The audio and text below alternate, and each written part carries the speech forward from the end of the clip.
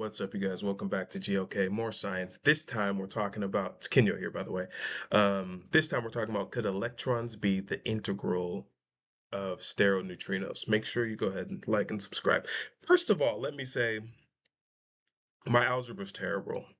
And I've only been using the word integral lately just because I'm trying to figure out what it actually means to me. But I do understand. No, no, I don't. So I told AI, I was like, I'm thinking about this sterile neutrino thing, which if you don't know what sterile neutrinos are,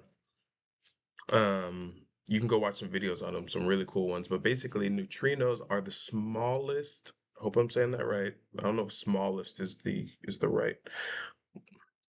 Probably not, because photons are technically maybe massless, so they might kind of be smaller, but I don't know. Anyway, they're a particle, subatomic thing that interacts with the weak force. And this is me going into traditional physics. Now I'm going to come back to my own physics.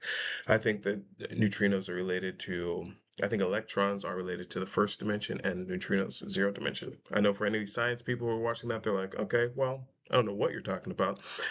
But it's just a way of thinking about how these things are related. And I'm using dimensions inside of there. So electrons are, talk about electrons being some of the most familiar building blocks. So what if, and I combined this idea for the sake of me being able to come back and read it. I combined this idea with another hypothesis I was thinking about a couple of other days ago, and I talked about with AI, and I said load hypothesis is, and that's kind of my thinking that maybe particles are nested inside of each other, and so neutrinos are released from this power dimension, um, and they create the circle dimension, and there's tons of neutrinos, right? Filling up space, filling up every almost sort of point of space, but there's also some other things going on.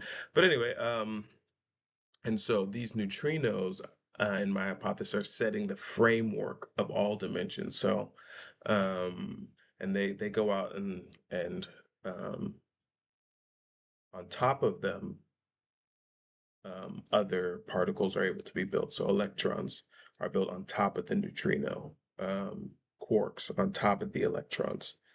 Um, so that's kind of where I combined the load hypothesis in there as well. And then it goes on to do some math that I'm not even qualified to check, but that might be fun for someone who does better math than me. Why take it out? But yeah, so thanks you guys for watching another science one, and hopefully get to talk to you soon.